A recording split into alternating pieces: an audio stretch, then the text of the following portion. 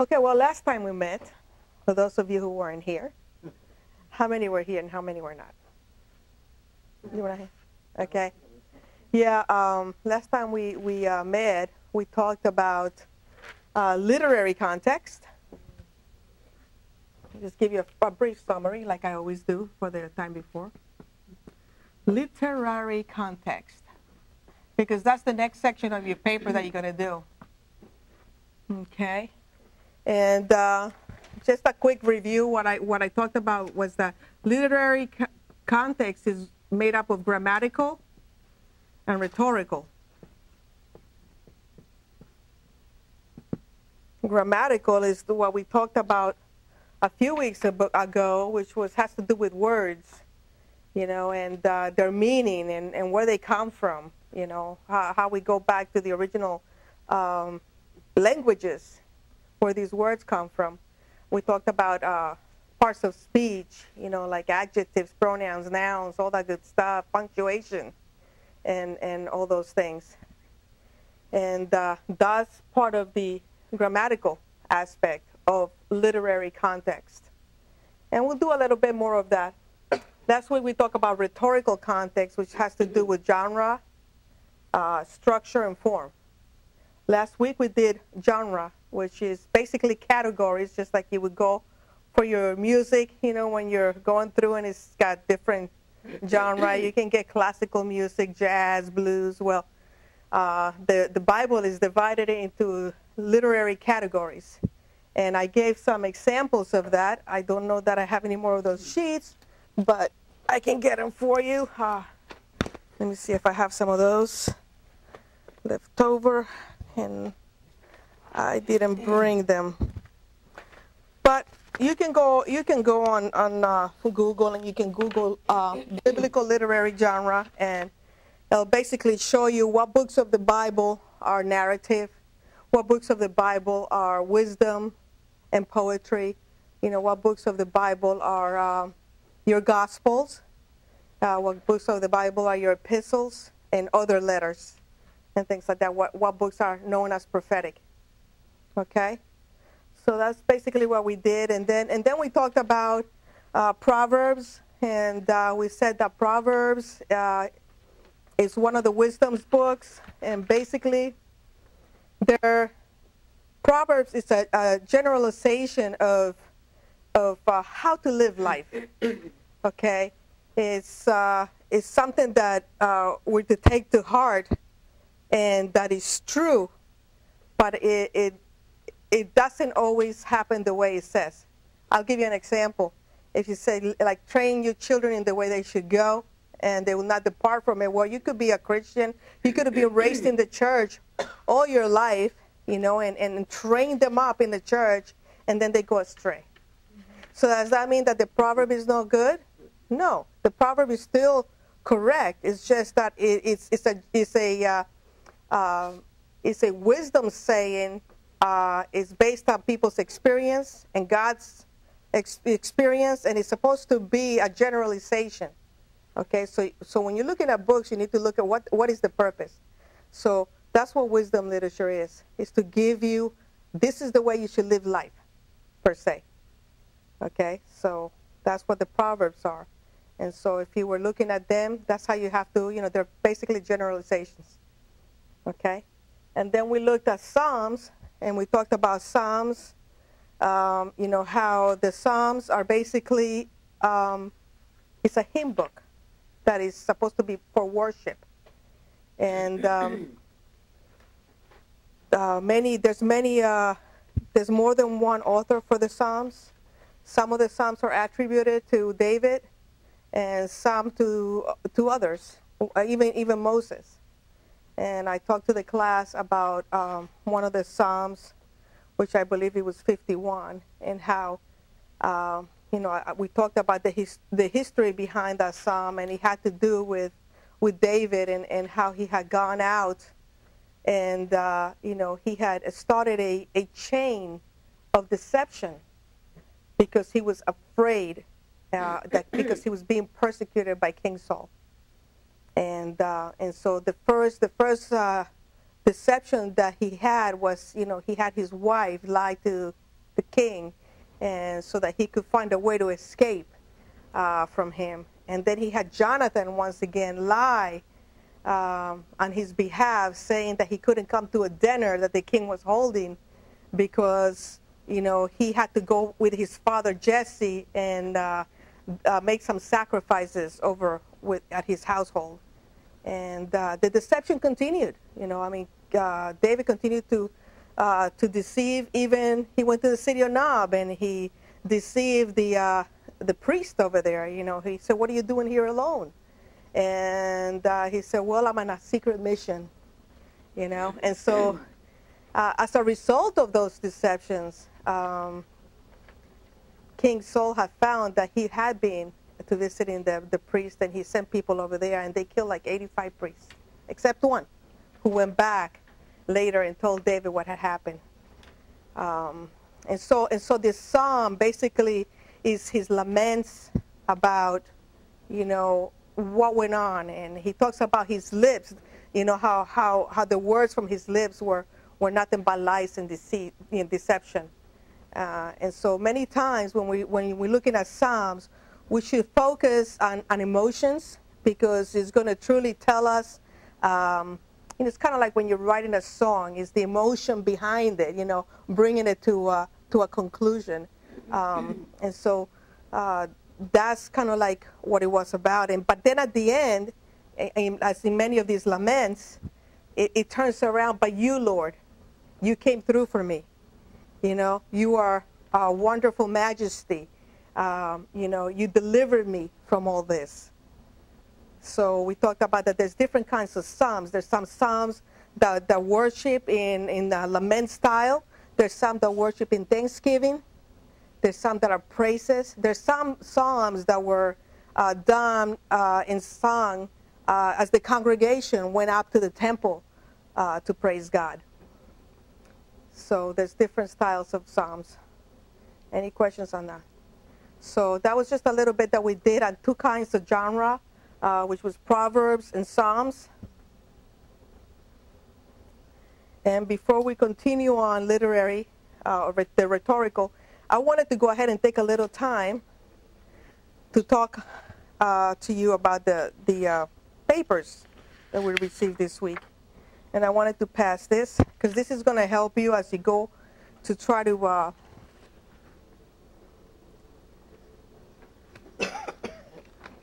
get the other pieces of the puzzle put together. So what we're trying to do is a hermeneutical paper, right? That's an exegesis of whatever passage you selected. And I got to say that I was pretty pleased with the papers I got. I know I have a couple to look at. You know, they had the historical context in there.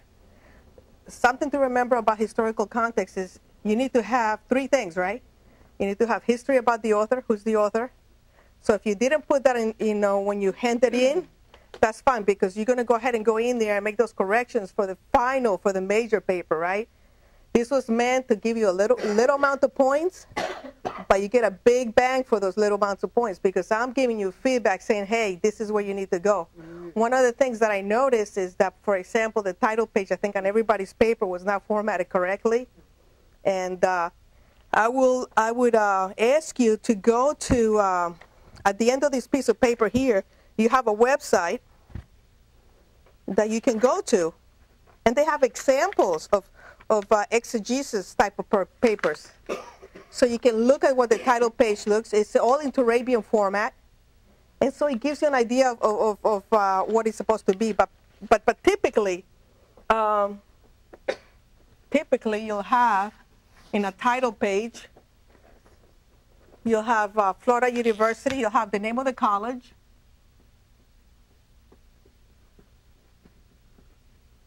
Okay, so it will be, say, Florida University, so you'll have FUM, right? And then you'll have the name of the paper. So like, say, for the historical paper, it would have been historical context. The one that you just turned in, I'm talking, it would be historical context for, and then you would have put your scripture in there. Okay? And then, let's say, this is the piece of paper. This is your title page, okay? And then after that, it says submitted to, and it would be my name, Jacqueline Laracuente. And it usually says impartial fulfillment for the completion, and then the name of the course here. Okay, so it would be in the impartial fulfillment for the completion of the name of the course would be, this is hermeneutics, and there's a number.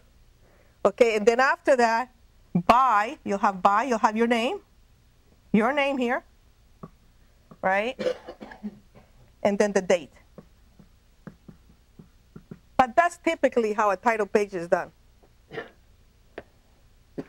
But you go ahead and go to that website and you'll see, and that's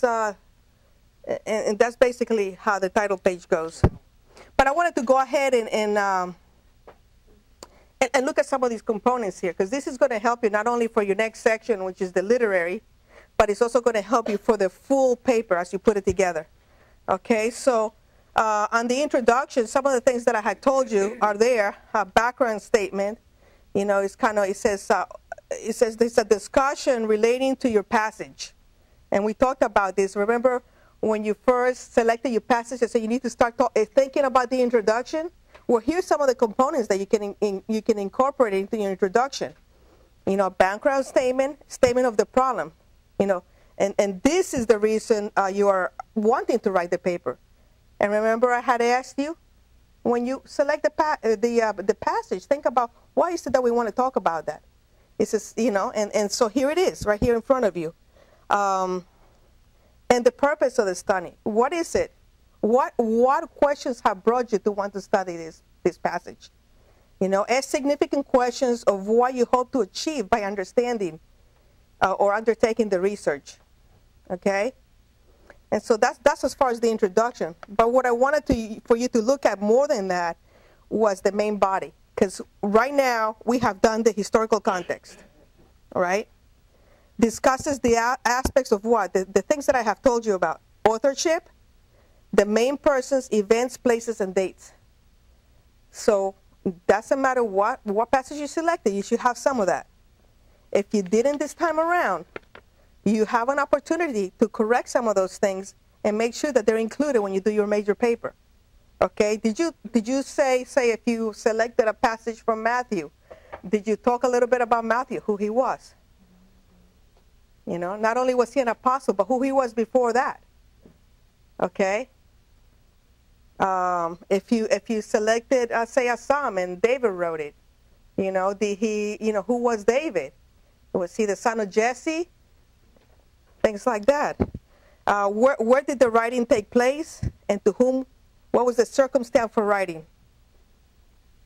So that's things to bring in your historical context. If you miss some of those, like I said, and I've told you that it takes so many times to hear something to actually grasp it. And so if it sounds redundant, it's because, we're trying to help you here.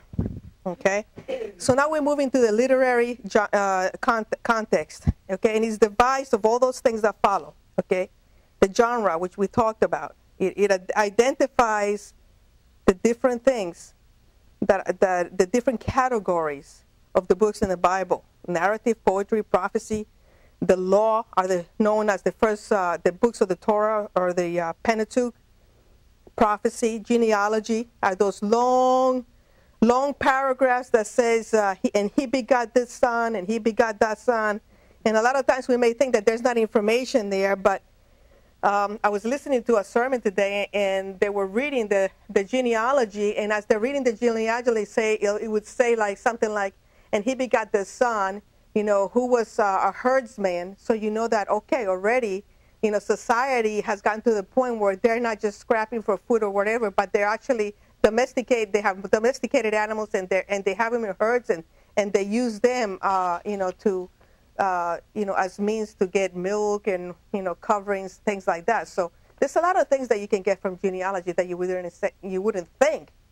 So don't think that, hey, we just genealogy, he's the son of that, and he's the son of that, and hey, good time to turn the page. Sometimes you can get a lot of good information in there. Okay, now, literary structure. We're going to do some of that today. Okay? Literary structure, there's sentences, patterns, repetitions, parallels, chiasms. We're going to do a chiasm today. Okay? Grammatical study. Once again, it tells you, do many word studies. Okay? What are the most important key terms, and recognize unique vocabulary, syntax. If you see therefore or conjunction, you know that there's two sentences together. Why are they together? If you see a semicolon, you know that there's a list following. And why are those things important? I had shown you in one of the previous writings of Paul how the semicolon actually showed you he had questions following the semicolon, a list of questions. And those questions were to be the ones that were being answered in the paragraphs below. So you always want to take a note of that. Okay? Any questions on that so far? Intertextuality. We have mentioned this previously, but just mentioned it. We talked about direct quotes, and that's this is done all over the Bible. In the New Testament, the Old Testament is quoted directly. Paul does it. You know, many of the authors of the New Testament do that. And then there's allusions. Allusions are simply a mention. You don't directly quote it, but you mention another verse, another text in the Bible. And then you have echoes. And we'll try to study those a little bit later, okay? And then the theology and the message. This is the principalizing of that book that we were grasping the word. The principalizing road, okay? And that's the theological message. Theology is basically the study of God and how he reveals himself to us. So what has God revealed as you read the Bible? And what parallels do we have between what we learned and where we are today? And so we'll get into a little bit of that. And your conclusion, should be whatever it is that you learn. You kind of restate it. Okay? It needs to kind of answer the questions that you had in the introduction. Okay? You brought up some questions. Now in the summary, you want to go ahead and go 360 and kind of close that up. And then your bibliography. I noticed that everybody did not have it correct. There's a certain way of doing a bibliography, and it takes 2 lines. The second line is actually indented for the Turabian method. So you need to really go back and take a look at that. What did you say? Turabian? Turabian, yes. Is the Turabian is Turabian. Bian? Turabian format. It's on there. I think it's on the paper. Maybe not. My glasses. And so I think that to a large degree, this will really greatly help you. This is some material that I found while I was taking the class that I thought, oh boy, this is neat. It would have been wonderful to have had this before I did the paper. So this will help you quite a bit. So when you do your paper, you should have all these components in there. Now it says in their table of contents. I don't think that that's needed because it's a small paper. But understand that this is the same format that you would use in like now for my master's program. My papers are like 25 pages. Wow. So I'll probably use a table of contents, but for 6 to 8 pages, you don't need to. But it's a great way to organize some of the points that you're making in the larger papers or dissertations. Okay. For this paper, you're asking for all of these bullet points here, or just? Yeah, on literary, yeah. You've already done the historical. You're going to put the paper together. When you selected the passage, you gave me the passage and a little bit of the introduction. But make sure that it includes some of this stuff. Then you did the historical context, okay? And now we're working on the literary context. That's the next paper that you're going to be doing. Which, well, clearly here, literally is literary context, literary genre, literary structure. Yeah, so the textuality. Yeah.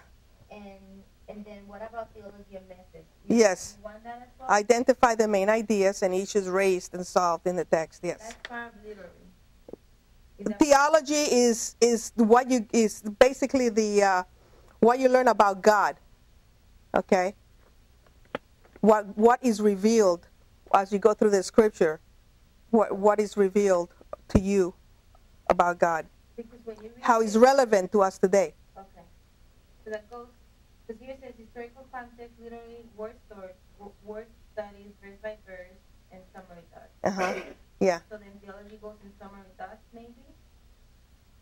It can be. Okay. It can be part of your summary thoughts, conclusion. Yes. Okay. You know, this is how I bring this to today. Okay. The application. Yes. And remember that's what we said. That before we get to application, we have to go through the exegesis, which includes all these parts. Because without the exegesis, without the history, we have no understanding of what. Because we got to understand it, to whom it was said to, where it was said, what place, so on and so forth. Okay? Everybody good with that? Any questions on the paper? Was it hard?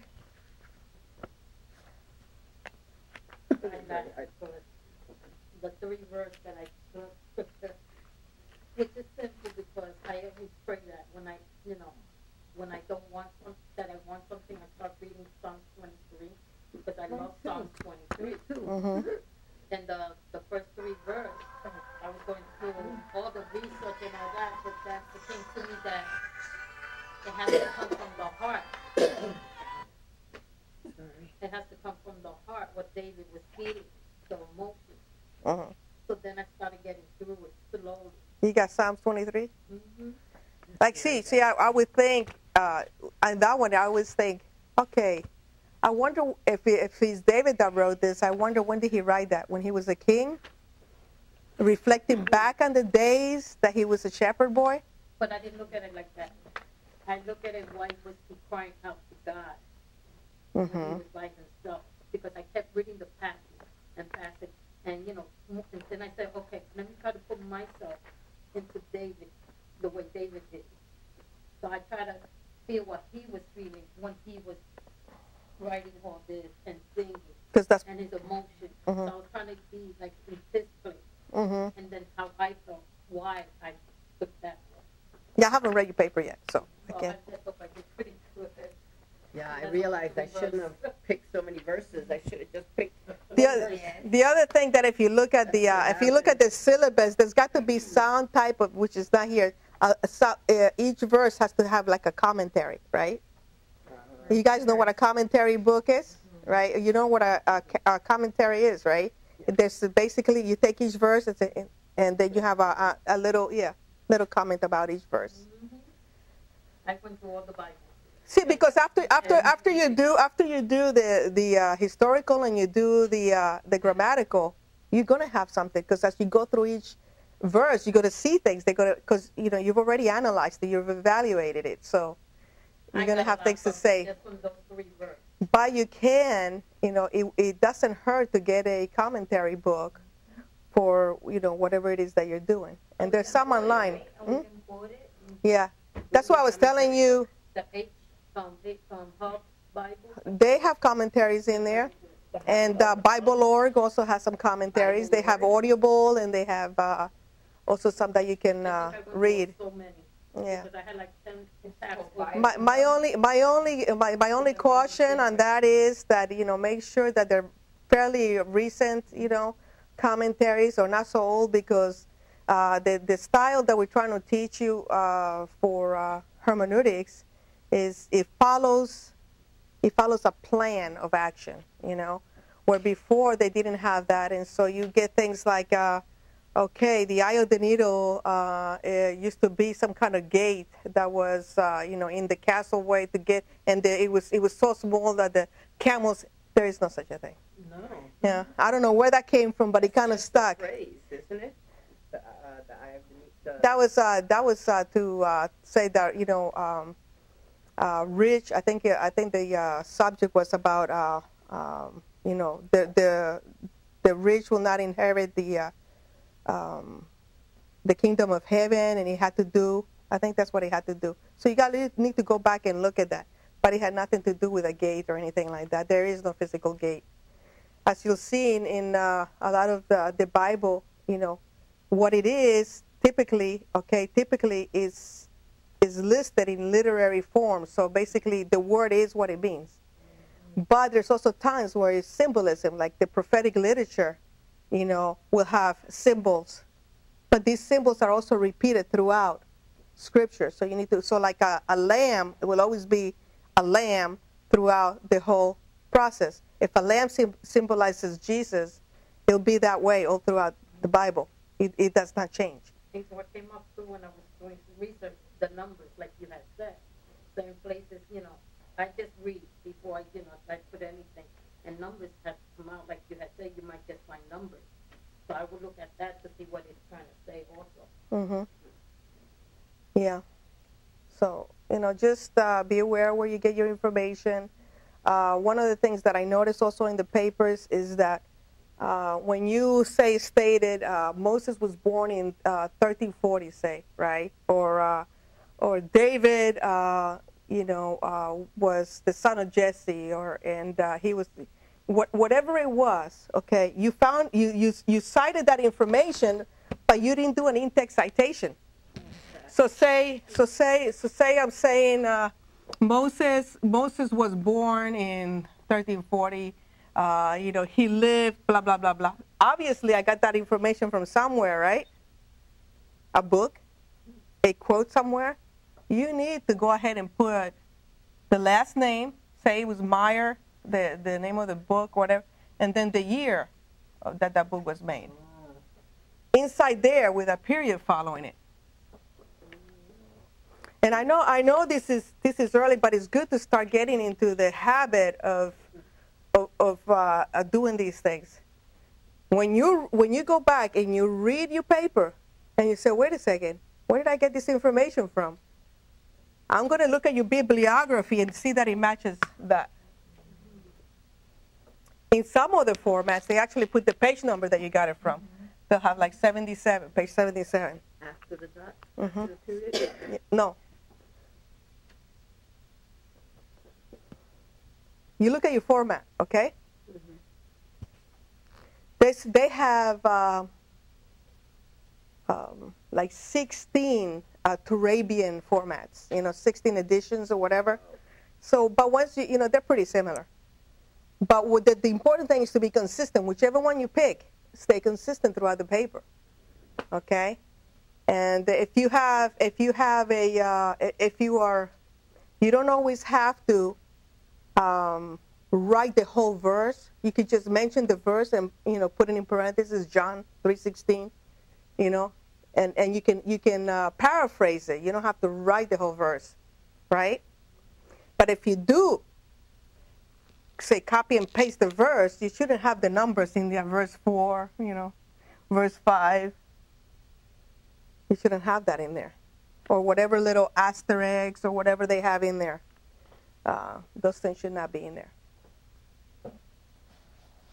So that's just enough said about the in-text citation. Is that in-text citation is when you have divulged a piece of information that you have uncovered during your research, and you're putting it into your paper, and now you have to say where'd you get it from. Oh, like the bibliography. The bibliography is what you put at the end.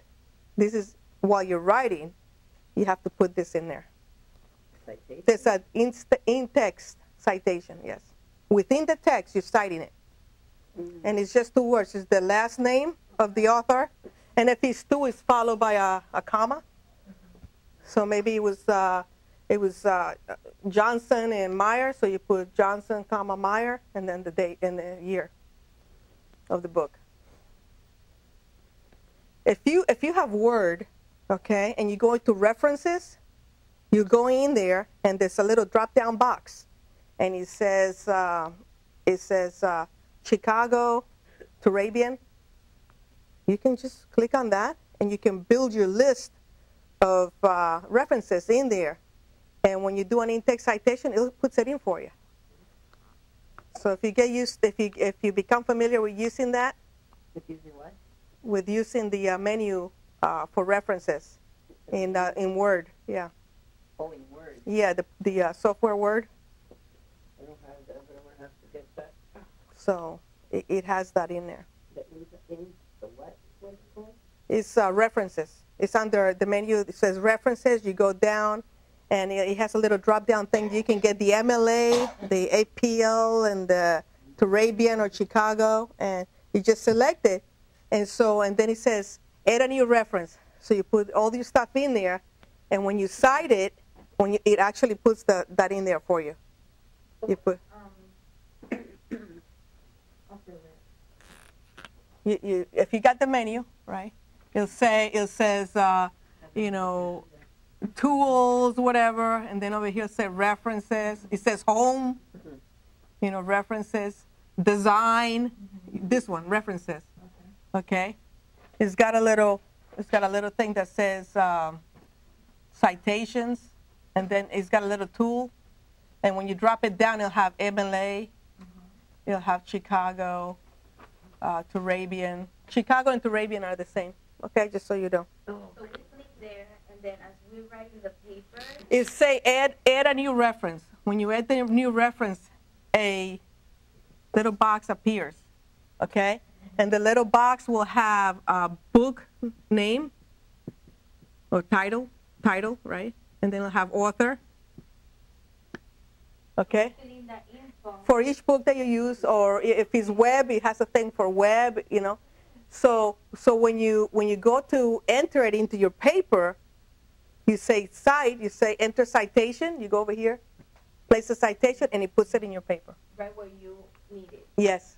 Okay, so when I'm ready to insert one of the citations that I added, I just put the cursor there and then go to insert citation and it puts it there. Okay. Yes. You get to select from the So I have to information. do that first.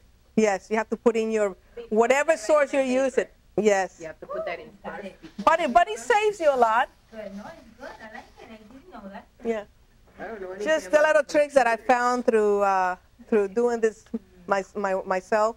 If you use the Bible org, they actually have it cited there, so you can actually copy and paste the citation.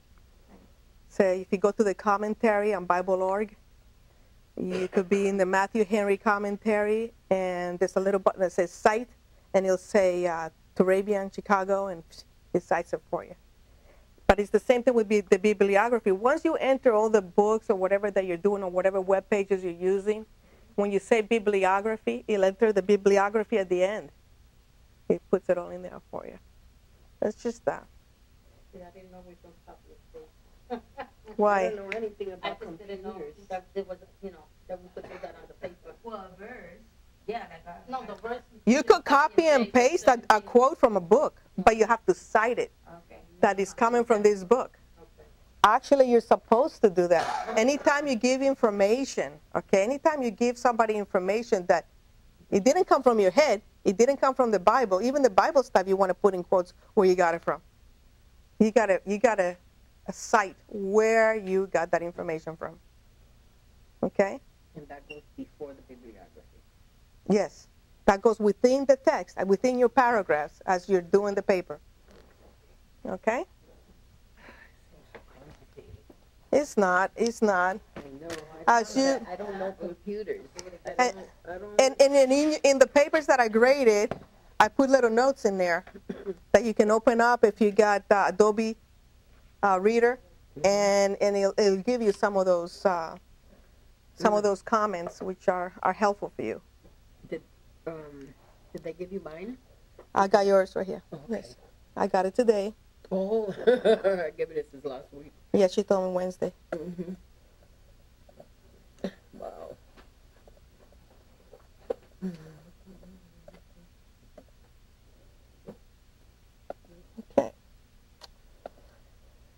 So, today. Bless you.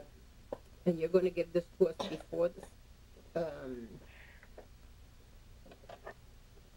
When are we going to get our papers back so that we could do? I will email you. Some of the students have already gotten them because they put them through the computer, so I've already graded those.